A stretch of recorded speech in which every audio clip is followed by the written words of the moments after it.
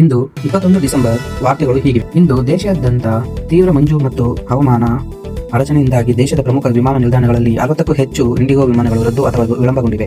ಪ್ರಯಾಣಿಕರಿಗೆ ಮುನ್ನೆಚ್ಚರಿಕೆ ವಹಿಸುವಂತೆ ವಿಮಾನಯಾನ ಸಂಸ್ಥೆ ಸೂಚನೆ ನೀಡಿದೆ. ಬಾಂಗ್ಲಾದೇಶದಲ್ಲಿ ಹಿಂದೂಗಳ ಮೇಲೆ ನಡೆಯುತ್ತಿರುವ ನಿರಂತರ ದಾಳಿಗಳು ಮತ್ತು ದೀಪು ಚಂದ್ರದಾಸ್ ಅವರ ಕ್ರೂರ ಹತ್ಯೆ ಕುರಿತು ಭಾರತದ ವಿದೇಶಾಂಗ ಸಚಿವಾಲಯವು ಮೊದಲ ಬಾರಿಗೆ ತೀವ್ರ ಪ್ರತಿಕ್ರಿಯೆ ನೀಡಿದೆ. ಈ ಪ್ರಕರಣದಲ್ಲಿ ಬಾಂಗ್ಲಾದೇಶದ ಮಧ್ಯಂತರ ಸರ್ಕಾರ ನೆಪ ಹೇಳುವುದನ್ನು ನಿಲ್ಲಿಸಿ ಆತಂಕರ ವಿರುದ್ಧ ತಕ್ಷಣ ಕಠಿಣ ಕ್ರಮ ಕೈಗೊಳ್ಳಬೇಕು ಎಂದು ಭಾರತ ಆಗ್ರಹಿಸಿದೆ. ಇದೇ ವೇಳೆ ಬಾಂಗ್ಲಾದೇಶ ರಾಯಭಾರ ಕಚೇರಿ ಭದ್ರತೆಯಲ್ಲಿ ಉಲ್ಲಂಘನೆ ನಡೆದಿದೆ ಎಂಬ ಆರೋಪಗಳು ಸುಳ್ಳು ಹಾಗೂ ದಾರಿ ತಪ್ಪಿಸುವ ಪ್ರಚಾರ ಎಂದು ವಿದೇಶಾಂಗ ಸಚಿವಾಲಯ ಸ್ಪಷ್ಟಪಡಿಸಿದೆ. ಇಂದು ದಕ್ಷಿಣ ಆಫ್ರಿಕಾದ ಜೊಹಾನ್ಸ್ಬರ್ಗ್ ಸಮೀಪದ ಚಿನ್ನದ ಗಣಿ ಪ್ರದೇಶವಾದ ಬೆಕಾಸ್ಲಾಡ್ನಲ್ಲಿ ಹೋಟೆಲ್ ಒಂದರ ಮೇಲೆ ಬಂದೂಕುಧಾರಿಗಳು ದಾಳಿ ನಡೆಸಿದ್ದಾರೆ. 12 ಮಂದಿ ಶಸ್ತ್ರಧಾರಿಗಳು ನಡೆಸಿದ ಈ ದಾಳಿಯಲ್ಲಿ 11 ಜನರು ಸಾವನ್ನಪ್ಪಿದ್ದು 10 ಮಂದಿ ಗಾಯಗೊಂಡಿದ್ದಾರೆ. ರಾಜ್ಯದಲ್ಲಿ ನಡೆಯುತ್ತಿರುವ ಒಳ ಮೀಸಲಾತಿ ವಿವಾದ ಕುರಿತು ಬಿಜೆಪಿ ಸಂಸದ ಗೋವಿಂದ ಎಂ ಕಾರಜೋಳ ತೀವ್ರ ಹೇಳಿಕೆ ನೀಡಿದ್ದಾರೆ. ಒಳ ಮೀಸಲಾತಿ ಯಾರ ಅಪ್ಪನ ಆಸ್ತಿಯಲ್ಲ, ಸಂವಿಧಾನ ಮತ್ತು ಸುಪ್ರೀಂ ಕೋರ್ಟ್ ಮಾರ್ಗಸೂಚಿಗಳ ಪ್ರಕಾರವೇ ಜಾರಿಗೆ ಬರಬೇಕು ಎಂದು ಅವರು ಸ್ಪಷ್ಟಪಡಿಸಿದ್ದಾರೆ.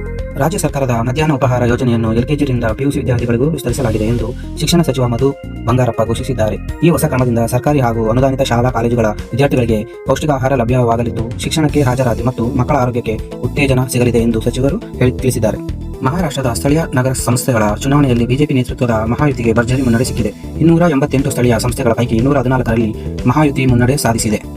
ರಾಜ್ಯ ಸರ್ಕಾರದ ಮಹತ್ವದ ಯೋಜನೆಯಾದ ಗೃಹಲಕ್ಷ್ಮಿ ಯೋಜನೆಯ ಹಣವನ್ನು ಈ ವಾರವೇ ಫಲಾನುಭವಿಗಳ ಖಾತೆಗೆ ವರ್ಗಾವಣೆ ಮಾಡಲಾಗುವುದು ಎಂದು ಮಹಿಳಾ ಮತ್ತು ಮಕ್ಕಳ ಅಭಿವೃದ್ಧಿ ಸಚಿವೆ ಲಕ್ಷ್ಮೀ ಹೆಬ್ಬಾಳ್ಕರ್ ತಿಳಿಸಿದ್ದಾರೆ.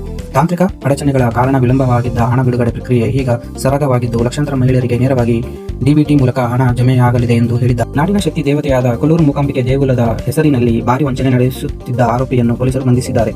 ರಾಜಸ್ಥಾನದ ತಿವಾರಿ ಜಿಲ್ಲೆಯ ನಾಸಿಕ್ ಹುಸೇನ್ ಎಂಬಾತ ದೇಗುಲದ ಅಧಿಕೃತ ವೆಬ್ಸೈಟ್ನಂತೆಯೇ ಕಾಣುವ ನಕಲಿ ವೆಬ್ಸೈಟ್ ಸೃಷ್ಟಿಸಿ ಭಕ್ತರನ್ನು ವಂಚಿಸುತ್ತಿದ್ದ ಎಂದು ಪೊಲೀಸರು ತಿಳಿಸಿದ್ದಾರೆ. ಒಲಿಂಪಿಕ್ಸ್ ಕ್ರೀಡಾಕೂಟದಲ್ಲಿ ಚಿನ್ನದ ಪದಕ ಗೆಲ್ಲುವ ಕ್ರೀಡಾಪಟುಗಳಿಗೆ 6 ಕೋಟಿ ರೂಪಾಯಿ ನಗದು ಬಹುಮಾನ ನೀಡಲಾಗುವುದು ಎಂದು ಮುಖ್ಯಮಂತ್ರಿ ಸಿದ್ದರಾಮಯ್ಯ ಘೋಷಿಸಿದ್ದಾರೆ.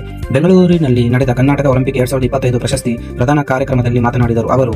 ಕರ್ನಾಟಕದ ಕ್ರೀಡಾಪಟುಗಳು ಒಲಿಂಪಿಕ್ನಲ್ಲಿ ಚಿನ್ನದ ಪದಕ ಗೆಲ್ಲುವ ಸಂಪೂರ್ಣ ಸಾಮರ್ಥ್ಯ ಹೊಂದಿದ್ದಾರೆ ಎಂದು ವಿಶ್ವಾಸ ವ್ಯಕ್ತಪಡಿಸಿದರು. ಬೆಂಗಳೂರು ನಗರದಲ್ಲಿ ಗುಂಡಿಗಳು ಹಾಗೂ ಕಳಪೆ ರಸ್ತೆ ಮೂಲಸೌಕರ್ಯ ಕುರಿತು ಹೆಚ್ಚುತ್ತಿರುವ ದೂರುಗಳ ನಡುವೆಯೇ ಉಪಮುಖ್ಯಮಂತ್ರಿ ಡಿಕೆ ಶಿವಕುಮಾರ್ ಹೊಸ ಹೇಳಿಕೆ ನೀಡಿದ್ದಾರೆ. ಬೆಂಗಳೂರಲ್ಲಿ ಯಾವುದೇ ಗುಂಡಿಗಳಿಲ್ಲ, ನಗರದಲ್ಲಿ ಗುಂಡಿಗಳಿವೆ ಎಂಬುದು ಸಾಮಾಜಿಕ ಮಾಧ್ಯಮದಲ್ಲಿ ಸೃಷ್ಟಿಯಾದ ಕಲ್ಪನೆ ಮಾತ್ರ ಎಂದು ಅವರು ಹೇಳಿದರು. ಭಾರತೀಯ ರೈಲ್ವೇಸ್ ರೈಲು ಟಿಕೆಟ್ ದರ ಹೆಚ್ಚಳಕ್ಕೆ ನಿರ್ಧರಿಸಿದೆ. ಡಿಸೆಂಬರ್ 26ರಿಂದ ಹೊಸ ಪರಿಷ್ಕೃತ ದರ ಜಾರಿಗೆ ಬರಲಿದೆ. ಜನರಲ್ ಕೋಚ್ನಲ್ಲಿ 215 ಕಿಲೋಮೀಟರ್ಗಿಂತ ಹೆಚ್ಚು ಪ್ರಯಾಣಿಸಿದರ ಪ್ರತಿ ಕಿಲೋಮೀಟರ್ಗೆ 1 ಪೈಸೆ ಹೆಚ್ಚಳ ಮಾಡಲಾಗಿದೆ. ಇನ್ನು ಎಸಿ ಮೇಲ್ ಹಾಗೂ ಎಕ್ಸ್ಪ್ರೆಸ್ ರೈಲುಗಳಲ್ಲಿ ಪ್ರತಿ ಕಿಲೋಮೀಟರ್ಗೆ 2 ಪೈಸೆ ಟಿಕೆಟ್ ದರ ಏರಿಕೆ ಆಗಲಿದೆ. ಇಂದಿನಿಂದ ನಗರ ಪ್ರದೇಶದಲ್ಲಿ ಪಲ್ಸ್ ಪೋಲಿಯೋ ಅಭಿಯಾನವನ್ನು ಡಿಸೆಂಬರ್ 21ರಿಂದ 24ರವರೆಗೆ 4 ದಿನಗಳ ಕಾಲ ನಡೆಸಲಾಗುವುದು ಎಂದು ಗ್ರೇಟರ್ ಬೆಂಗಳೂರು ಆಡಳಿತ ತಿಳಿಸಿದೆ.